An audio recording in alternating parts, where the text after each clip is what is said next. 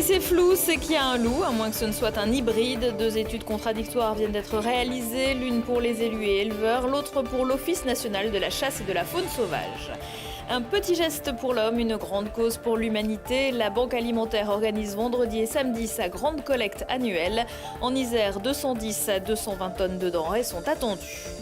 Et puis entendez-vous les clochettes tintinabulées, J-1 avant l'ouverture des marchés de Noël à Grenoble. D'ici demain, les chalets en bois seront fin prêts pour accueillir la magie de Noël.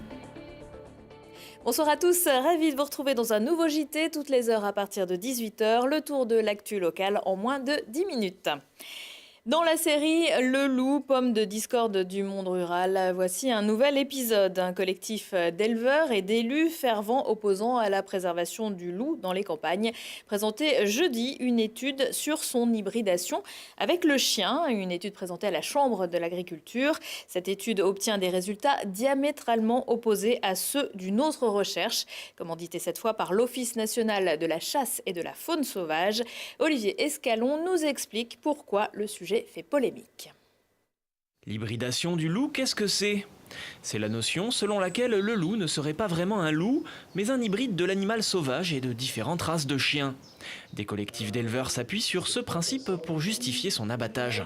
Sachant que les deux espèces partagent 99,8% de leur patrimoine génétique, quelle différence cela fait ? L'opinion de Yann Souriau, maire de Chichiliane et représentant du plan loup pour les maires de l'Isère. Aussi proche que ce soit, vous voyez bien qu'un chien de chasse n'a pas le même comportement qu'un chien de berger ou qu'un chien domestique. Donc dans ce très peu de pourcentage, vous allez avoir des comportements de meute, de reproduction et de proximité des humains, de sociabilité complètement différents. Une étude commanditée par l'ONCFS, l'Office national de la chasse et de la faune sauvage, produit les chiffres suivants. À partir de 228 échantillons récoltés sur l'ensemble du territoire français, déjections, poils et urine, 130 individus ont été identifiés. 120 sont des loups, tous de lignée génétique italienne, 10 ont des signatures génétiques d'hybridation. Une deuxième étude commanditée par un collectif d'éleveurs et d'élus auprès d'un laboratoire allemand a également été menée. Sur une soixantaine de prélèvements, 20 individus ont été retenus, tous considérés comme hybrides avec une prédominance d'origine russe. Alors comment expliquer cet écart ? Depuis que j'ai demandé qu'on retire les hybrides des quotas, l'ONCFS, dans l'été, a fait faire à la va-vite des analyses et a répondu 7% d'hybrides alors qu'il prétendait qu'il n'y en avait pas jusqu'à présent. Donc aujourd'hui, on a l'impression qu'on a une réponse politique.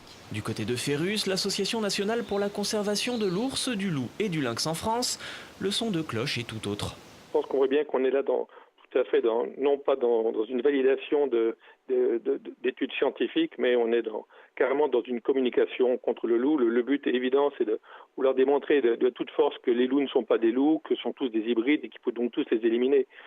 Mais oui, c'est évident qu'on ne peut pas trancher nous-mêmes comme ça, ça peut se faire que de manière scientifique. Le parc naturel régional du Vercors a demandé que les deux études soient confrontées pour séparer le vrai du faux. Il y aurait environ 300 loups sur le territoire français. La casemate lance un appel aux dons après l'incendie dont elle a été victime dans la nuit de lundi à mardi. En quelques heures, le Centre de culture scientifique et technique de Grenoble a déjà reçu plus de 8 000 € sur le site de crowdfunding Cocorico. L'objectif, c'est de pouvoir reprendre l'activité d'un Fab Lab relocalisé temporaire le plus rapidement possible. Mais pour cela, il faut racheter des machines, des ordinateurs, des outils. L'exposition pour enfants Les 4 saisons réouvrira, elle, le 1er décembre et les projets continue. Selon les premiers éléments de l'enquête, l'incendie du 21 décembre serait d'origine criminelle. Pour le procureur de la République de Grenoble, il ressemble beaucoup aux incendies commis ces dernières semaines par les anarchistes. Des dons, mais en nature, vous pouvez aussi en apporter à la Banque alimentaire qui organise vendredi et samedi sa grande collecte annuelle dans les enseignes de la grande distribution. Vous repérerez facilement les bénévoles postés aux entrées pour ramasser et trier les produits avant de les acheminer vers le centre de Sassenage. Ils sont 3000 à se mobiliser dans le département de l'Isère. Les organisateurs espèrent récolter 210 à 220 tonnes de dons cette année. Alors, cette collecte, déjà, ça concerne, pour nous, du côté de la Banque alimentaire, 3000 bénévoles actifs qui vont être dans 135 magasins dans tout le département, dans tout le territoire.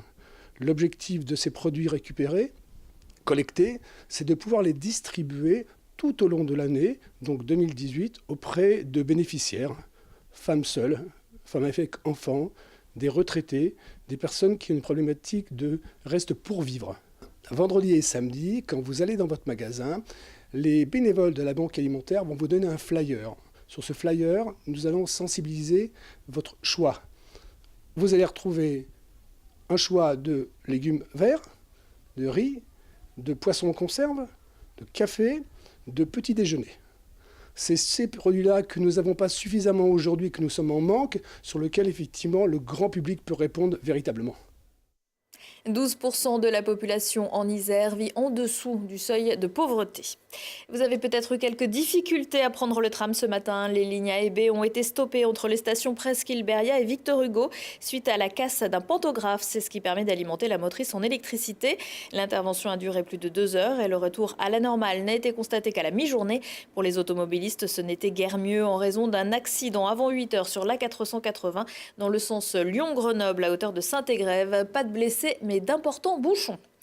Il est bien loin le temps où les marchés de Noël ne se déroulaient que dans l'est de la France. Aujourd'hui, tout le monde a le sien. À Grenoble, il y a 3 marchés, place Victor Hugo, place Grenette et place Docteur Martin. Ils ouvriront vendredi et hier encore, les préparatifs allaient bon train. Cette année, environ 80 exposants seront présents. Pour la ville, la philosophie des marchés ne se limite pas à la consommation, mais aussi à l'animation pour les petits et pour les grands. Le principe, on le sait bien, c'est que les marchés de Noël, c'est des temps familiaux, autant pour les enfants, bien sûr, Noël, mais aussi pour les adultes. Donc il y en a pour tout le monde. Pour les enfants, il y a des spectacles avec d'abord les Pères Noël qui sont présents tous les jours, mais aussi de spectacles de théâtre, de clowns, avec le cirque Puce qui est présent sur la place Victor Hugo tous les jours, non pardon pas tous les jours, le mercredi et le week-end, avec plusieurs représentations par jour. Alors oui, bien sûr, la sécurité a totalement été revue depuis l'année dernière. Je pense que la plupart des Grenoblois savent maintenant que c'est une prise en compte des collectivités, avec des plots béton, avec des dispositifs de police municipaux, avec la police nationale qui est mobilisée sur les sites comme les marchés de Noël, avec le dispositif Sentinelle, avec des vigiles aussi qui sont présents sur les places. Donc toutes ces personnes-là sont donc mobilisées pour la sécurité des exposants, bien sûr, mais bien sûr du public. Les marchés de Noël de Grenoble sont ouverts à partir de demain, tous les jours de 10h à 20h, nocturnes en fin de semaine. Ils éteindront leur lumière le 24 décembre. Organisé par la Maison de l'Image, le mois de la photo à Grenoble touche à sa fin. Focus cette année sur l'Arménie, qui s'expose jusqu'à la fin de la semaine à l'ancien musée de peinture, place de Verdun. La Maison de l'Image a mené une action de repérage auprès de jeunes photographes émergents arméniens. Une carte blanche sur un pays en pleine mutation dans le cadre de la coopération franco-arménienne de la plateforme IRAPA. Mon travail parle d'une communauté qui habite dans de petits villages en dehors d'Erevan, dont la population va de 13 personnes à peut-être une centaine, et qui vivent près de la frontière avec la Turquie. Ça parle aussi de la sécurité de l'Arménie, parce que ce sont des communautés qui vivent à la marge, mais en même temps sont très importantes pour la sécurité. Ils sont la première ligne de défense en quelque sorte, contre tout type d'agression de la part des pays frontaliers.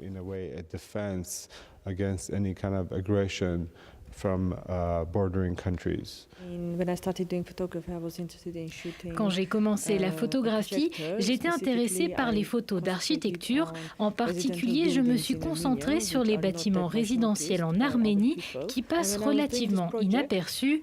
Et quand je faisais ce projet, j'ai remarqué les gens à leurs fenêtres et j'ai l'impression qu'ils remplissaient la fenêtre comme on remplissait une image. Et je me suis dit que je pouvais capter la véritable émotion des gens parce qu'ils sont à l'aise chez eux.